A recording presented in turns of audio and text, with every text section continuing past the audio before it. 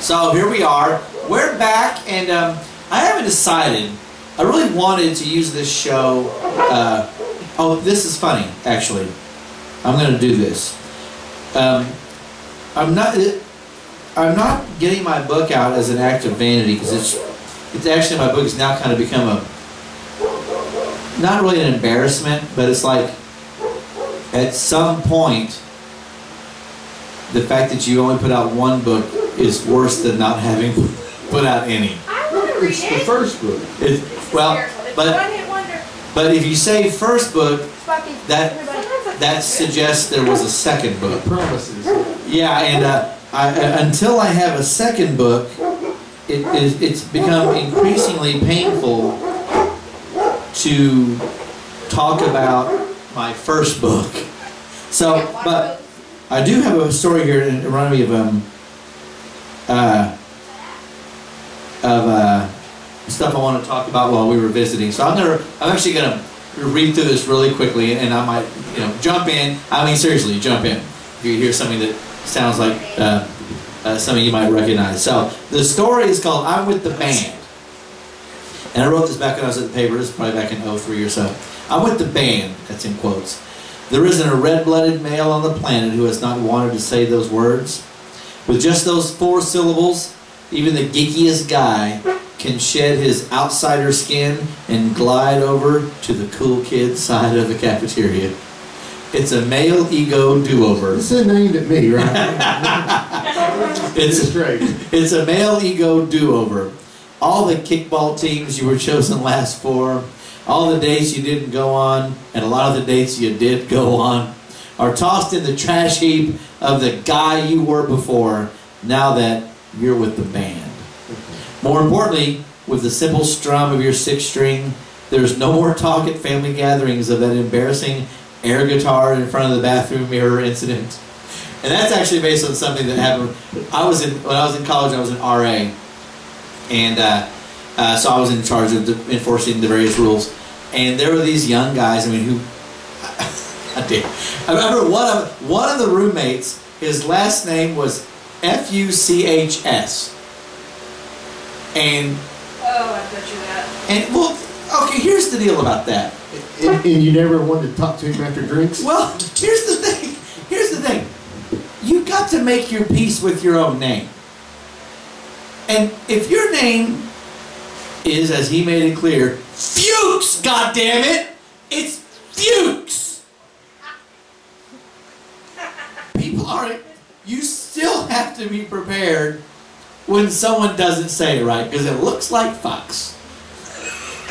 So it's not personal. Your name isn't Smith, and people are saying Fox.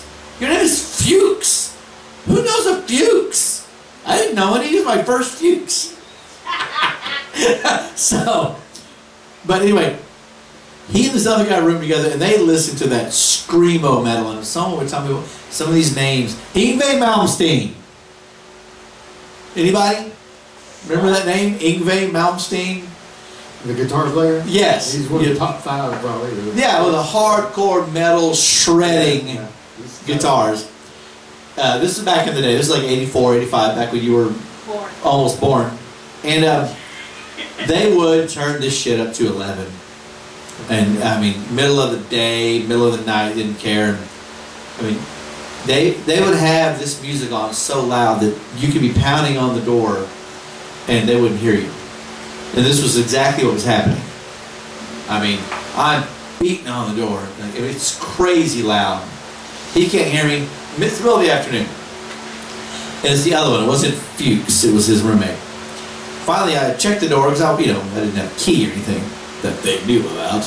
And I opened the door, and this kid is sitting there in his tidy whities only. Oh no. He's got like a lover boy headband on. Yes, he does. And he is holding a little kid's like plastic, or maybe one of those like inflatable guitars. What year? What college?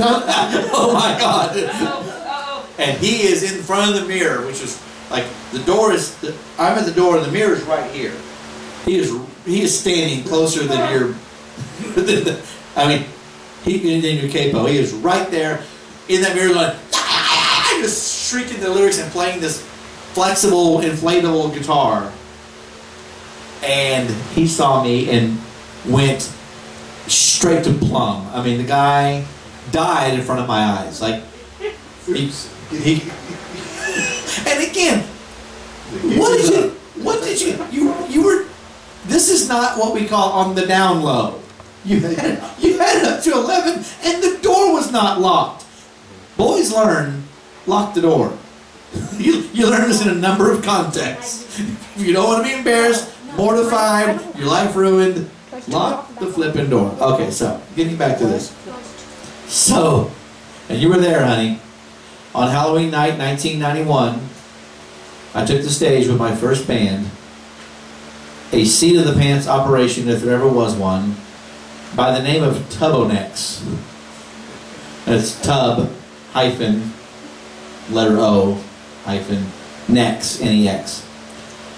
At this point, you're probably expecting to read an entertaining anecdote about the origin of that unusual name.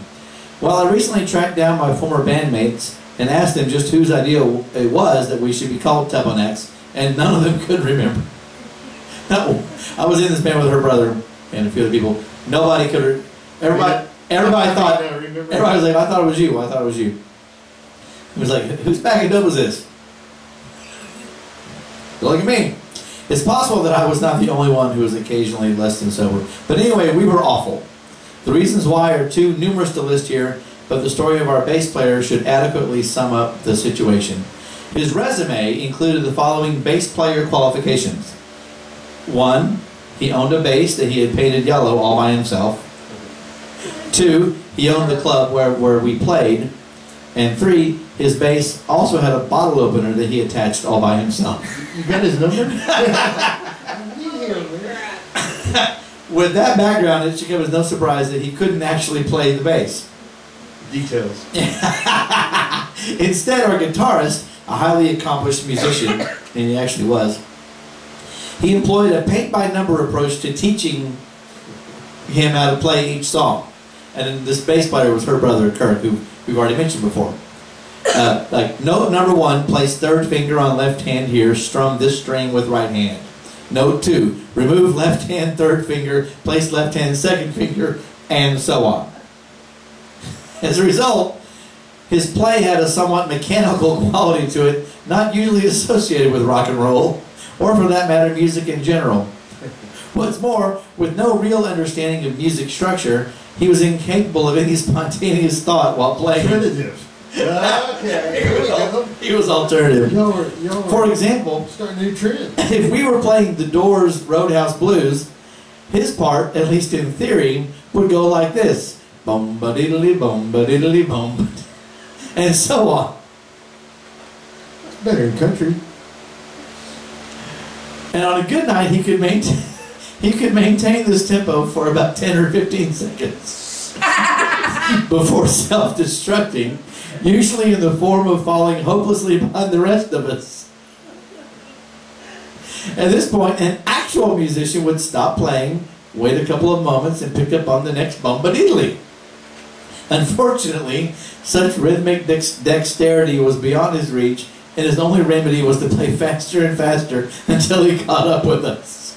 Bum-ba-diddly, bum-ba-diddly, bum-ba-diddly. I'm in sync.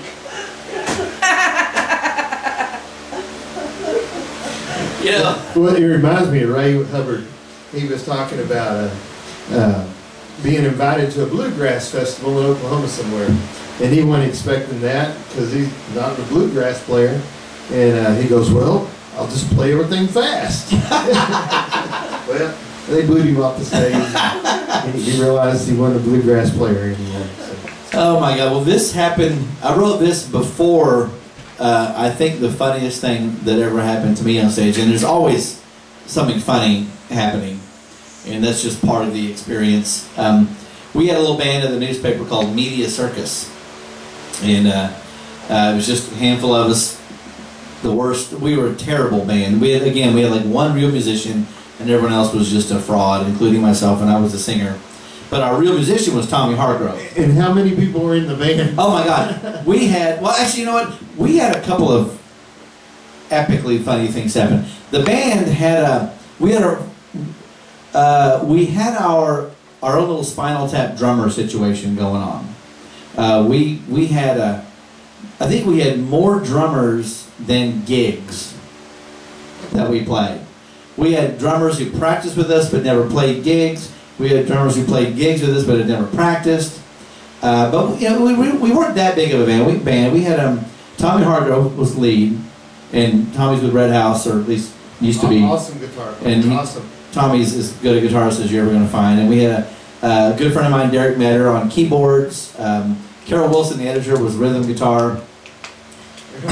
Yeah. He had the chords, like, he had cheat sheets on his guitar neck, like, for the simple, like, we tried to learn the Trogs Wild Thing. You know, so I said tried. Wild Thing has 2 chords. It doesn't even have 3.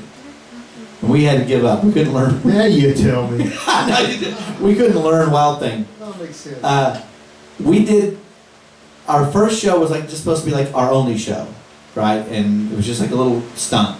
For a benefit? Or yeah. And it was just like we'd gone through this music boot camp over at Tarpley Music when it was in business, and they kind of worked us up a couple of songs, and they provided instrumentation that we couldn't, and we put a little concert in their parking lot, like 4 songs, and then we actually played another song for the March of Dimes, and that was going to be kind of it.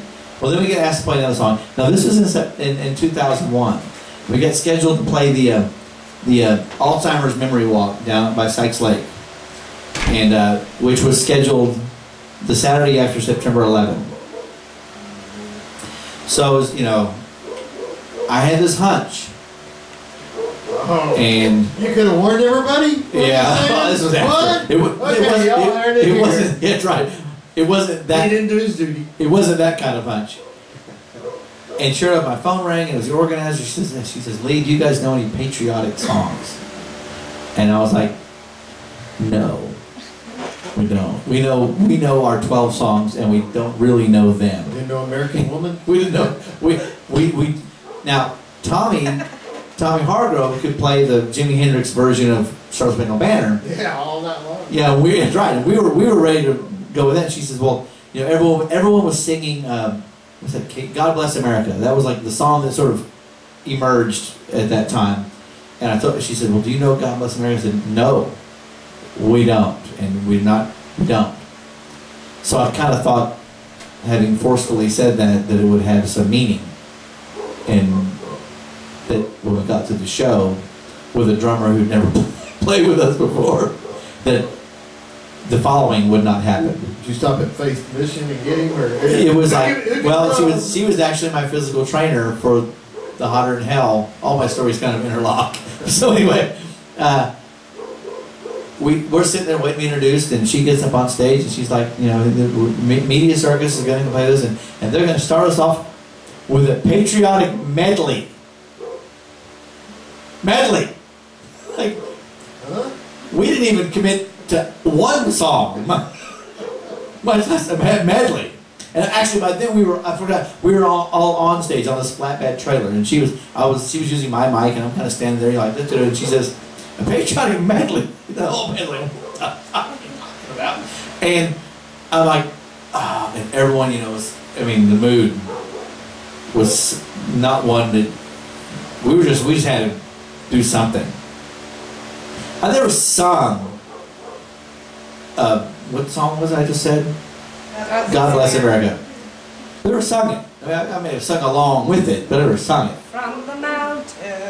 And I'm like, well, I said, we don't know a medley, but maybe we could try, you know, God Bless America. And I turned around, and everyone who could in the band stepped backward from either their microphone or their instrument itself. The keyboardist was like, and you know, the drummer scooted back, and the Tom was like, you know, I should have done that a few times. yeah, well, they could. They had that option. And I was like, I was like, Felt like Christine Aguilera, right? it was a bad scene. And so I started singing it a full 3 keys too high, which you find out pretty quickly. Stopped it, had to start over. Okay, it's too high, people.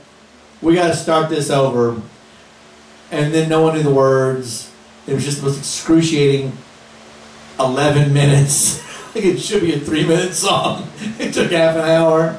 So yeah, but we were doing the show another time. This is just funny. We were out at the very first, the inaugural, what's that thing out in Electro? Not the Goat Rose? Not the Pump Jack Festival. We played the first Pump Jack Festival. Yeah. That's why it's going so good. Yeah. Yeah, I mean, if that doesn't say you're legit, I don't think anything does. And, you know, we were laughing. You're at least regional. That's right. That's right. We busted out of the 763. We're into a whole other area code, zip code. So, I'm terrible at memorizing lyrics. I just can't, don't, won't. And I don't think about it. And so we're playing our set, and Tom was our guitarist, and you know, Tom had been up all night working the night shift, and then drank all the way to Electra. So he's got no sleep, and he's loaded, or at least partly. So I'm as sober as I can be, and we start playing this song. You know, we only know 12 songs. And we start one of those songs that we've now probably performed 6 or 8 times, you know, as far as like shows.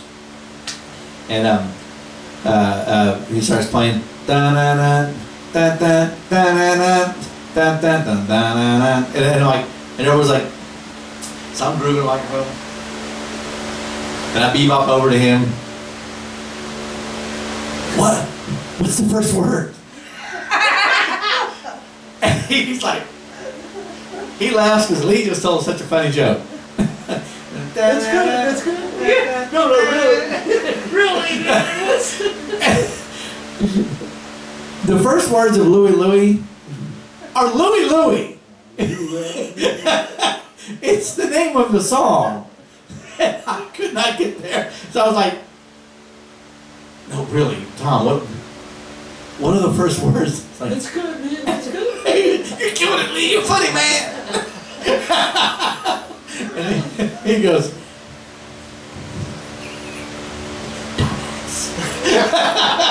So you started out dumbass? So, all right. Enough story. Terry here is a bluegrass, Kerrville. I don't play that fast. Kerrville Folk Festival loving, drum circle pounding, sitting in the woods. Am I wrong on any of these things?